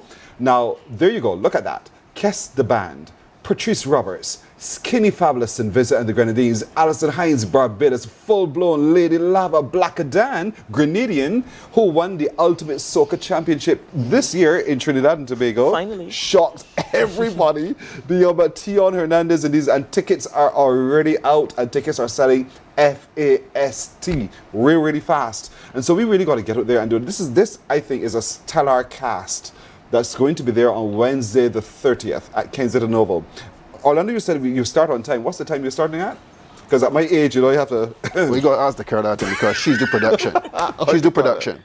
9 o'clock. Okay, that's still early enough for me. 9 o'clock. And we're hoping by 2 o'clock we could get you home. Thank you. And so you can he's surprised about it. He's surprised about it is don't show up at 12 o'clock expecting to see Kes. Correct. Or Patrice. It may or may not be. So the lineup is not based, it's basically a whole production. So anybody can go anytime depending on what we want to see happen at the end of the show. Yes. If you went to Patrice concert, you saw Patrice walk out first. After last year when people came, they were like, Patrice finished singing already? Don't come expecting to see the last 3 hours of performances and you can get everything. We start a production from the time the doors really open. Action from the beginning. Action from the beginning. Compact and so forth. But we always want to improve. We always welcome the comments. You know what I mean? And that's our goal. Our goal, if you don't know where you're going, you don't go anywhere. You don't go anywhere. You would never achieve it. You know what I mean? And that's our goal basically. So I always have this thing we say, know our past, see our future. Simple. Know where we came from and know where we want to go. And the only way we could know where we want to go is with your assistance, as I tell the public. So we just had a meeting with the public security, or because we know what's going on in the island. It don't need to be exacerbated anymore. So we met with them almost twice to ask them and our security team of what is necessary for us to go ahead. We also know the NCF and the government of Barbados are doing things also. So we're very excited about what we're going to do. We let everybody know that it's going to be a safe environment, a fun environment at the same time. And I got people calling from overseas saying, my daughter is 14 years old. Could I bring them? I said, as long as they are with their parent and they wouldn't be banded, no alcohol. That's right. Simple. That's so it's a family event, you know what I mean? And we expect nothing but to rise. Jesus, well said, Orlando, well said. We shall all be rising on the 30th of July, Kensington Oval. Remember, if you're still hunting for a ticket, go online. TicketPal.com and all the TicketPal box offices island-wide. We are at Emerald City, 6 Roads, we're in Carlton Blackrock, we're at CS Pharmacy, we're at Soul Addiction, we're at Fiction Boutique. Wherever you see a TicketPal sign, wherever you see a box office, just pop in. And get your ticket early here. Get it really, really early because at 9 o'clock on the dot, it will start, and it will start with action. It could very well be chaos. You don't know. You got to turn up to be on time indeed. And we're going till 2 o'clock. Just enough time for you to really have a good soak-in of soca on the 30th of July indeed. So it's going to be spectacular, and you have to be there. Wherever TicketPal is, you can get a ticket indeed. For those overseas who are watching, because you know we want to fly in, and we got Bajans and non-Bajans alone watching as well. So talk to them a little bit about how they can fly in to be a part of it in terms of getting a ticket. Well, one thing, we using ticketpal.com. Right. The website. So easy. You can just purchase your ticket long before you get here and put it in with your other ticket, put it in your wallet, have it in your email, and you're secure. Make sure your email address is right and your name is right, even if you forget that ticket home. With our systems, you know, when you come through the door, you give us your name and email address, we'll find your ticket for you, and you're in. That's what everybody knows about events is that with this event, we have a loyal following. As we say, as soon as we put tickets, even before we announce an artist, the foreign market, as we call them, the tourist market, they already start buying tickets. And that's also part of our program also, to also enhance us as Barbadians as in our society. There is a demand for. That demand for is met by the organizers of Rise. They listen. And so we're on the hunt for an emerging artist, remember? And once you have, they spot someone, or you spot someone, you say, get her, get him. Contact DeCarla, contact Orlando, contact Rise Barbados. Let them know. And we can send us messages on social media. You can send us messages. I've started to get messages. I've started to collate names. I started following. So it's really quite exciting, you know. Young, youthful ideas, young songs. I mean, I feel in the festival fever. You know what I mean? It is sweet. Yeah. It's sweet. Bumper is a big song. I hope that's in there. That's my that's your favorite? That's your, okay. All right. By Blacks. So put that on your list as a consideration for now, okay? Okay. Indeed. So we're all excited. We're getting ready for Rise. Rise, this is not new. This is just continuing the journey of excellence indeed with Rise Barbados. So Barbados, we're all rising together on the 30th of July at Kensington Oval. It starts at 9. Go to TicketPal, all of the ticket outlets, or you can go online and get your ticket. Do not miss Kiss the Band. Do not miss everybody. My girl Patrice Roberts, indeed. When she starts, you are going to be mesmerized until the very end. Tion Hernandez will also be there, as well as a whole host of other people, including the ultimate soca champion of 2025 Carnival in Trinidad and Tobago, Blackadan, and so many more indeed. So I encourage you to get your tickets. Don't dilly-dally, and help us find that emerging artist who will be making on that 40-foot stage on the 30th of July. That's your job. Let's help to do that, make that possible for them as well. Thank you, DeCarla. Thank you, Orlando, as well. I wish you every success. I'm excited already. I'm sure our audience is equally excited, so we're going to get our tickets. No. All right? Yeah. Brilliant. Thank you very much indeed. I want to play. Do we have the video with Patrice? If we can we play it, please, as we say goodbye? Help me now. Thank you very much. We're back in a moment.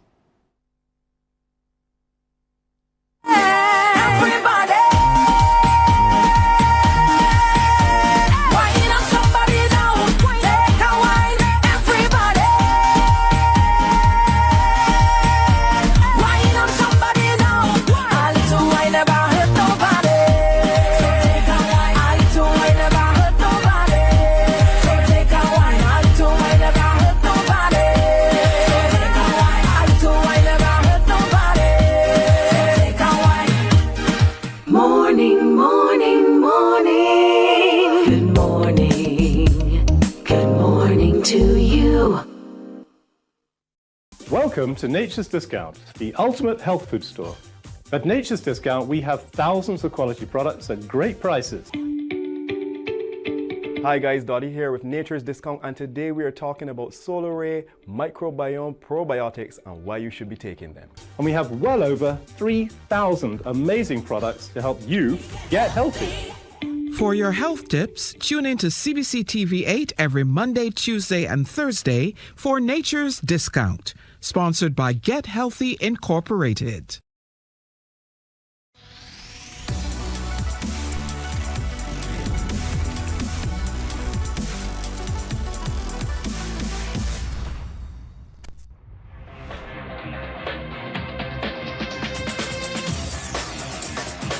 Week after week, Scald presents exciting reports and documentaries on the most varied topics of our time. Spectacular developments and innovations, lifestyle and trends of tomorrow. Morning, morning, morning. Good morning. Good morning to you. 29 minutes to go to 8 o'clock. I'm smiling because Kurt feels the same way as well. This is Kurt Dutton, by the way, folks, who is the Business Development Manager with the Barbados Trust Fund Limited. Kurt, morning to you. Morning, Pearson. How are you? We good. I'm good, thanks. We've been just talking about Patrice. Yes. A why Rise is not to be missed, indeed. Kurt guarantees he's going to be there. So if you're looking for Kurt, find Kurt there as well. Look at his eyes. On the 30th of July. All right, Kirk. So how are you doing? Are we ready for Saturday? Yeah, 4 days to count now, Pearson. Yeah, we are ready. The team is ready at the Trust Fund. We closed registration on Wednesday, so they actually have all the clients vetted, the participants, and we're just gearing up and ready to offer Barbados an exciting fair. So tell us, now that registration is closed and you have vetted and you know who's coming, who's going to be there? Give us a broad idea as to what we can expect. Well, it's going to be a full fair, but my presence here today is really to deal with the business side. My colleague Nisha, when she comes on Thursday, she's going to deal with the fair aspect. Okay. And from the business side, we are trying to get emerging manufacturers. So we want to encourage the emerging manufacturers, service providers, and the technology and digital to really come on out. Because we really, is part of the exercise to onboard new persons on our portfolio. We're looking for the emerging sectors, because you know, like sometimes people say that everybody doing the same thing. So from the Trust Fund point of view, we're going to still have some, the average businesses, but we want to really push, if we're really looking to push Barbados in a positive direction and really building up emerging sectors, we want those new sectors really to come out. See us on Saturday. Manufacturers, if you're at home doing something, just making a little sauce, you may not have it all together, come out, talk to the Trust Fund, and we can enroll you in our Manifest program. If you're developing an app, not too sure, we come out, we can enroll in our new upcoming flagship program, the StyFest program, which is focusing on digital and technology based so businesses. If you're into manufacturing at home, whether it's building ice, you have a new business in ice creams, in sauces and condiments, so that kind of thing. And if you're building apps, that's why those are just examples. You can come on Saturday and meet with you guys. Meet with the Trust Fund, and we're going to be having some other business support organizations, Export Barbados, and the team that we work with. Because from our Manifest program is a product development program, whereas we take persons through business management training, but after you pass through that program, you get the benefits of having product development. So as I say, you may be making something, we put you on to the government analytical services who go through the testing, make sure the product is tested for the local, regional, and international market. We take you through with our partners, CLC, in terms of label development, and there's very good in terms of designing labels that meet the local, regional, international market, and then we work with our partners at Export Barbados to put you out there on the map, not only locally, but we are trying to position businesses for the export market. Well, in other words, you work with me. Yeah. You work with me. You don't leave me alone. No. And that's the beauty of what you're doing at the Barbados Trust Fund Limited. You work alongside those emerging manufacturers as well. So if you have the, and it's now you're trying, you're not doing it for us, not just having the idea alone, you're actually doing it.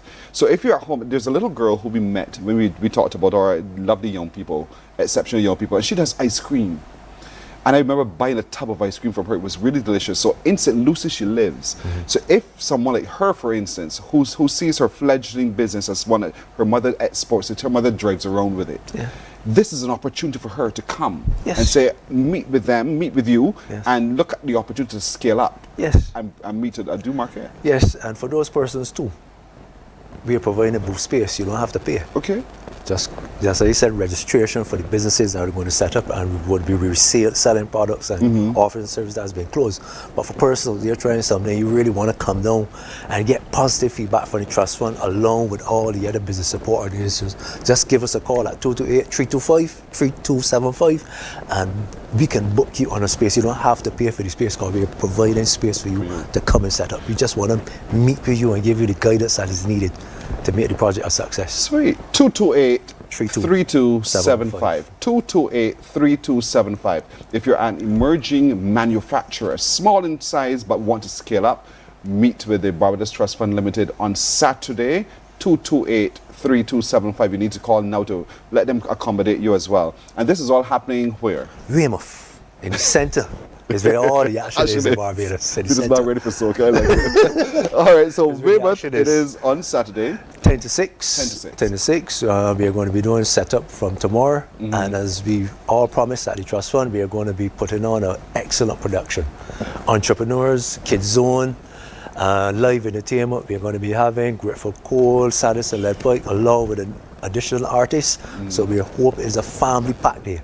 Family oriented day, come out, mingle with the entrepreneurs, come out and have a good time, sampling. We're going to have a cook-off also too. A celebrity one as well. Yes. Cook-off, fashion show, as I said. Are you the celebrity cook-off? No. I have put forward my services, so I'm rated to be, not a celebrity, but I'm rated to be vetted by the internal officers at the Trust Fund. Honestly, me and another staff member, we are coming out, and as I said, we promised an exciting evening, so we want the whole of Barbados to really come out, support the Trust Fund, but most importantly, support the young, emerging entrepreneurs, because we're about building legacy amongst ourselves and transitioning, generational wealth amongst ourselves. So just come out. Schools, the offer is still open to you. If you have entrepreneurship programs, contact us 228-3275 and we will also house you free. So we are encouraging the schools, those budding entrepreneurs, those budding service providers to really to come out and take advantage of this opportunity that we're providing. Seriously, 228-3275, 228-3275. Budding entrepreneurs, school entrepreneurs as well. So for those teachers of arts and entrepreneurship at the schools, this is an opportunity for you and your children to be exposed, not just to the wider public, but to information and experience that would flow there from the Barbados Trust Fund Limited. It's on Saturday. Weymouth ground is where they are, just near to the police playing center and near to the Globe. Basically, that corner right there, that's where it will be. You will see all the tents pitched, the music will be there, entertainment by regional and not regional, but recent soca artists playing their recent soca songs, all the big hits indeed, food and drinks on sale. It's a real spectacular day from 10 in the morning.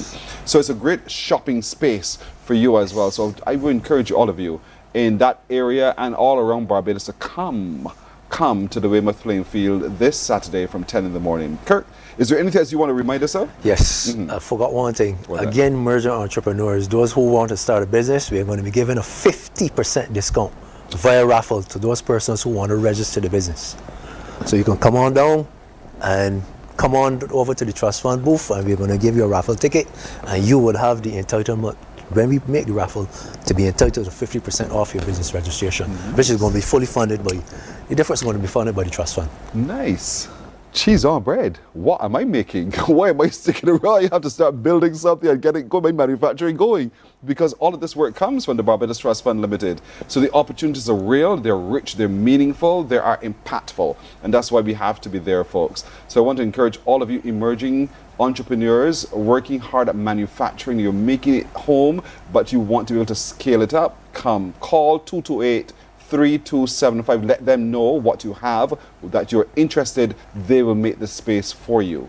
If you're at school and you're doing some wonderful things, you're making little lollipops or whatever else, I don't know, they're crocheting this or that, and they're just wanting to get into business, there's an opportunity there as well. 228-3275. Let them know you're interested and they will make it happen for you.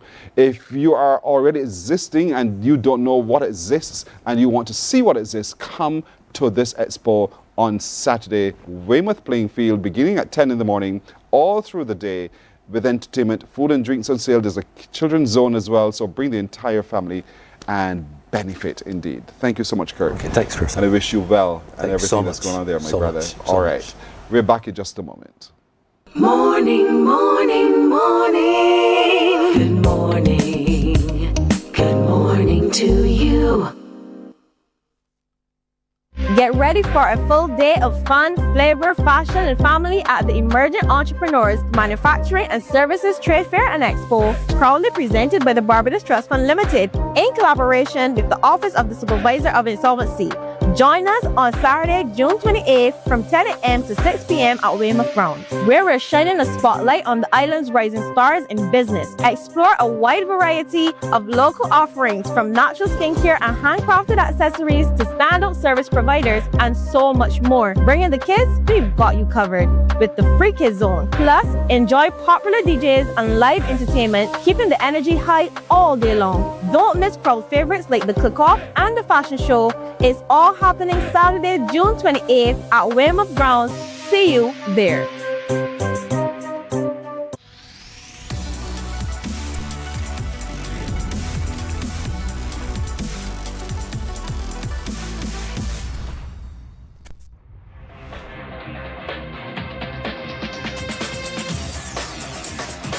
Week after week, Scold presents exciting reports and documentaries on the most varied topics of our time.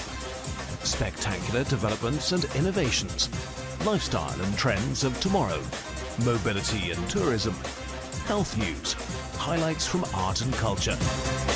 Each contribution grabs the viewer with extraordinary images and stories and takes him into fascinating worlds which he experiences here exclusively and up close. We're there when companies and specialists develop super satellites for a global network in space and can look behind the scenes. Scold is a window to everything that is there or is yet to come. Morning, morning, morning. Good morning. Good morning to you. And the winner for the Banya Award is Dr. David Johnson.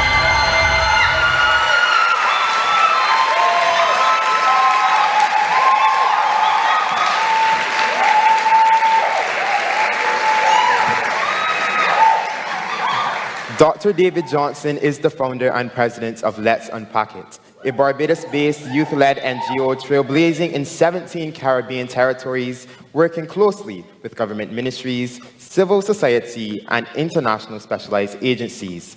Let's Unpack It focuses on mental health literacy, peer support, advocacy, and youth-driven solutions to improve mental health outcomes for youth and children across the region. Buttressed by clinical knowledge and Barbadian grassroots activism, David has been leading vice championing the cause of health and suicide prevention. He is the co-chair of the Secretariat of the Caribbean Regional Coalition for Decriminalization of Suicide, where he is pivotal in creating policies, reforms, and regional collaboration in advancing suicide prevention efforts. David has developed and supervised the execution of community outreach projects, hosted and facilitated training, lectures, workshops, and panel discussions for a podcast to build mental health literacy among Caribbean children and youth. That's a mouthful, but that's a lot of work that he's been doing indeed. And it's only just as we were sitting here talking, wait, hold on, I know you. Dr. David Johnson, good morning. Good to see you again. Good morning. Happy to be here, person. Congratulations, first of all. Thank you so much. On the receiving this award, the Banyan Award. Yes. Talk to me about what that means for you, because you've done such phenomenal work so far. Well, it's truly a humbling moment to be acknowledged at this level. But I see this not just as an award for Dr. David Johnson, but for the incredible advocates at Let's Unpack It and throughout Barbados who are leading work around mental health and well-being. I remember when we met, that's what fascinated us, the Let's Unpack It and the work that you were doing then. How is it going still? It's going well. 5 years in now, and we are scaling up. In fact, our focus for this year is taking stock and scaling up for mental health.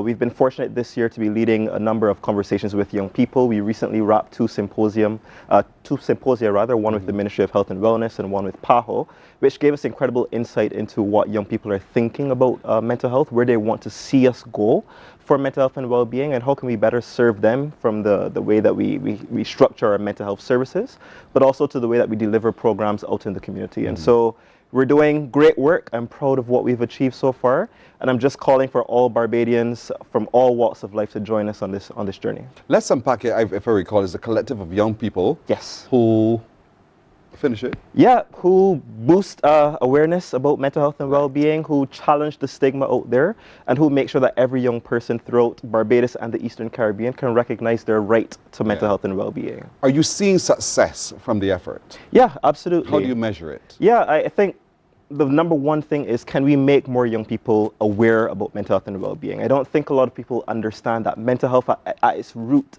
is about young people realizing their potential, their ability to cope with stress, their ability to manage healthy relationships, but also to be able to reach their goals. And so for us, measuring success is going out into the community, talking with young people about mental health and well-being, and seeing that, yes, that click, that, hey, look, this is something that I care about, this is something that I want my society to care about, and I want to be better supported. I want to know that when I reach out for help and support, there's a listening ear, and there's someone who's willing to help me move forward. Your passion is infectious, right away. And so you set about to provide this opportunity for others like yourself, young like yourself, who are challenged mentally and emotionally by a whole host that's happening in society. So much is happening in the atmosphere. But you never thought for a second that you would be recognized for it.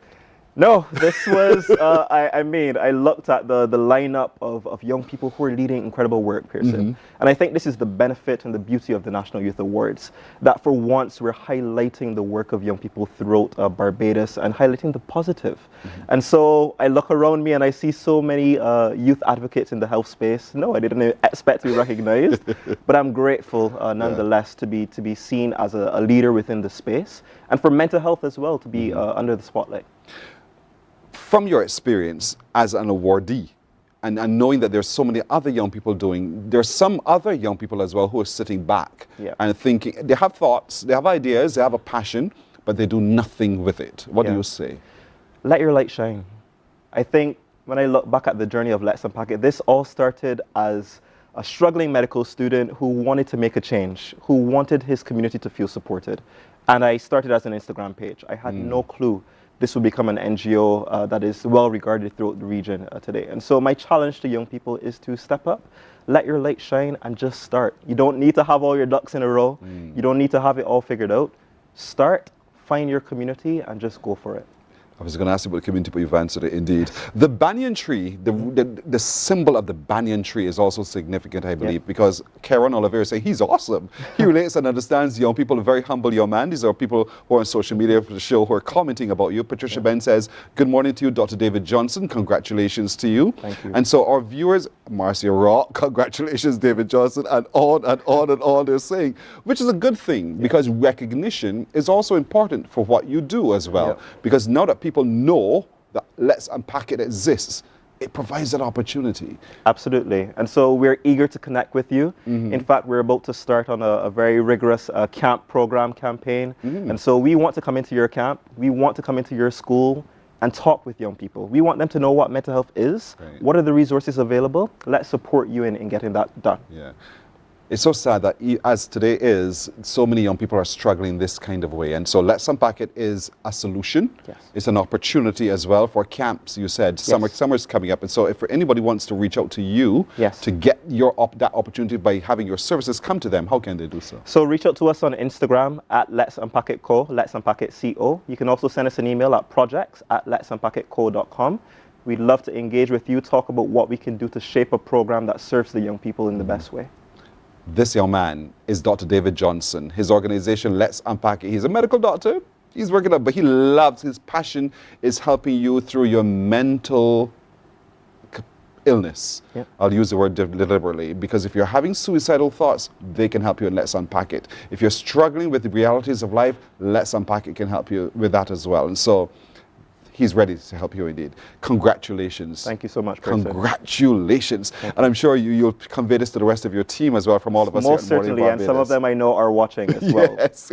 I am so proud of you guys. I just think that we introduced you guys to them here at Mornin Barbados as well. Years ago, Percy. Years ago. And to see that they're nationally recognized as well makes us all hugely proud. Thank you. Well so done. much. You're welcome. Cheers.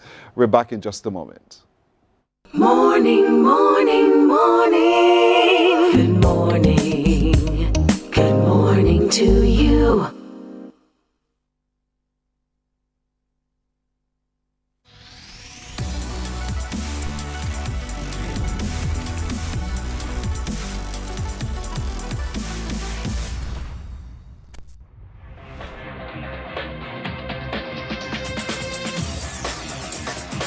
Week after week, Scold presents exciting reports and documentaries on the most varied topics of our time.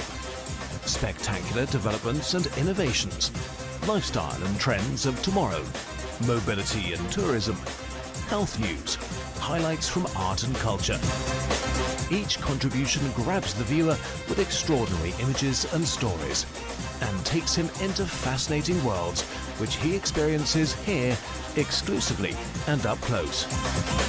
We're there when companies and specialists develop super satellites for a global network in space and can look behind the scenes. Scold is a window to everything that is there or is yet to come. Fly with us through time to better understand today and tomorrow.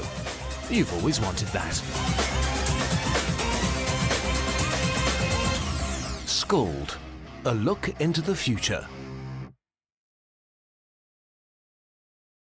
Our world today is not the world God wants it to be.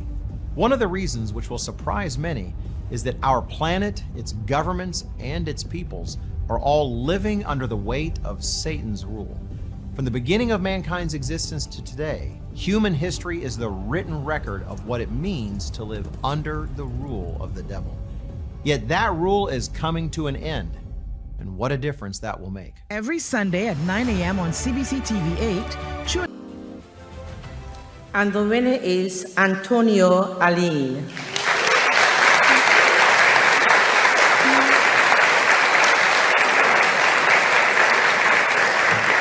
Fueled by a vision of restoration, Antonio Aline founded the Batting Lab with the desire for developing the art of batting holistically through engaging individually or within groups.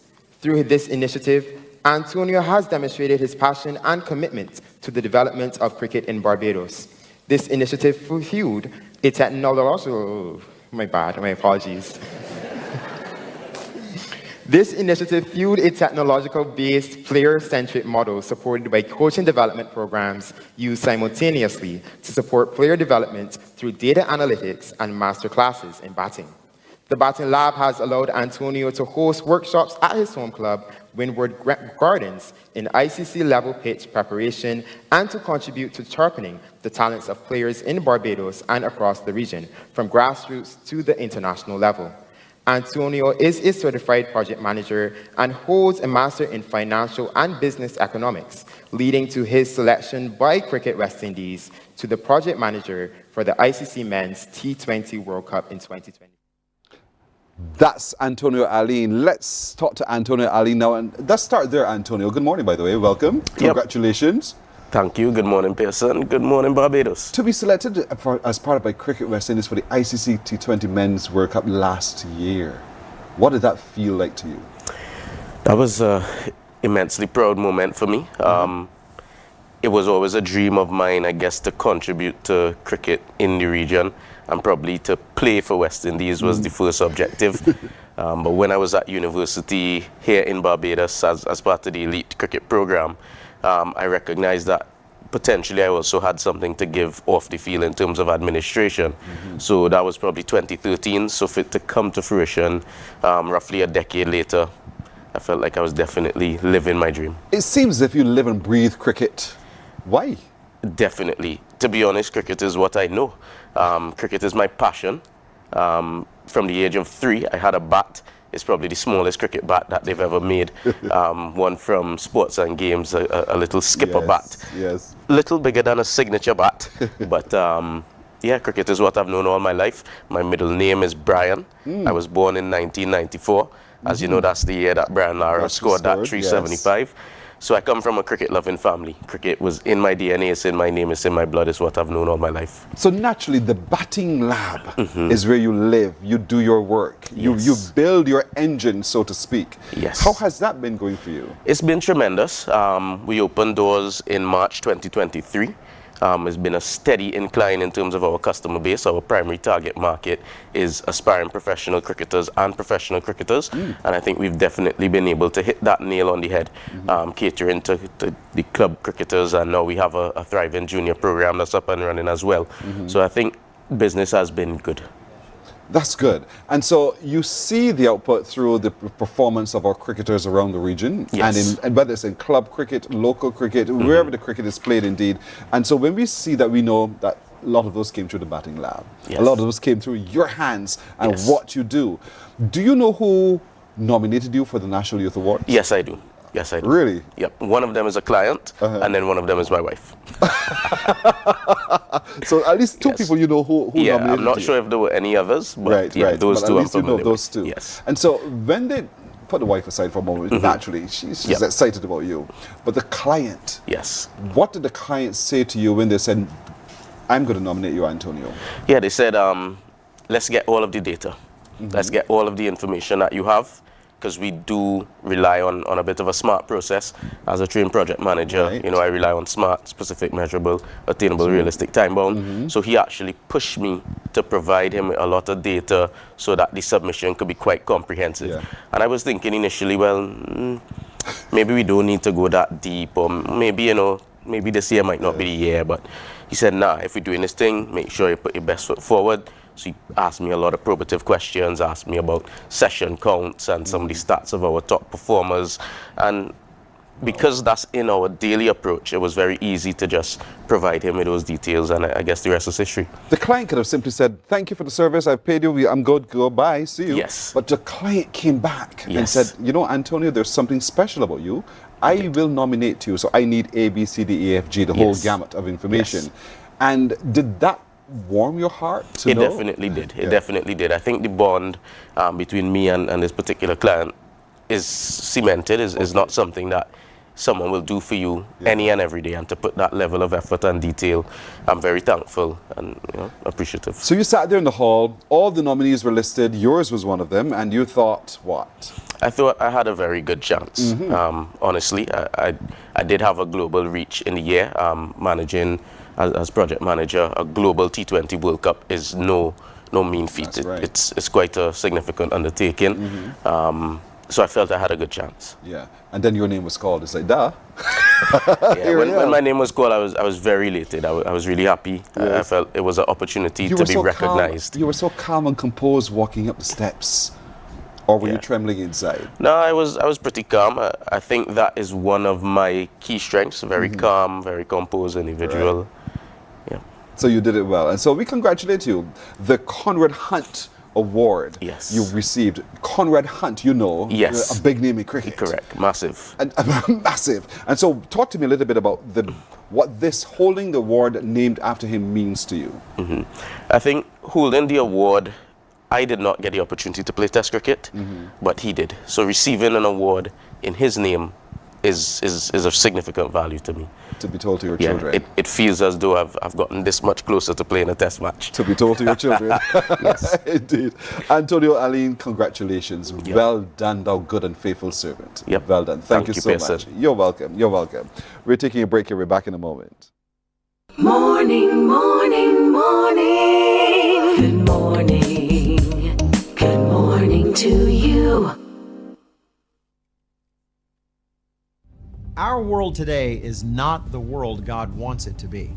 One of the reasons which will surprise many is that our planet, its governments, and its peoples are all living under the weight of Satan's rule. From the beginning of mankind's existence to today, human history is the written record of what it means to live under the rule of the devil. Yet that rule is coming to an end. And what a difference that will make. Every Sunday at 9 a.m. on CBC TV 8, tune in for Tomorrow's World, sponsored by the Living Church of God. Books open your heart, your mind, and your soul. They are educational, entertaining, inspiring, and motivating. Are you an author of a recent book you want to share? Then Mornin Barbados would love to feature your book in our The Next Chapter segment. Morning, morning, morning. Good morning. Good morning to you. We have had a full day. We feel full because we're excited about what happens in Barbados, what's been happening among our young people, and the opportunities that flow therefrom. Because of all of that, we say thank you for joining us. Indeed, my little crew joins me in extending to all of you today a wonderful today. If it be with the will of the Lord, we'll see you tomorrow. Bye-bye. Wake up, wake up, wake up, wake up. Barbados, get up. Good morning, Barbados, good morning.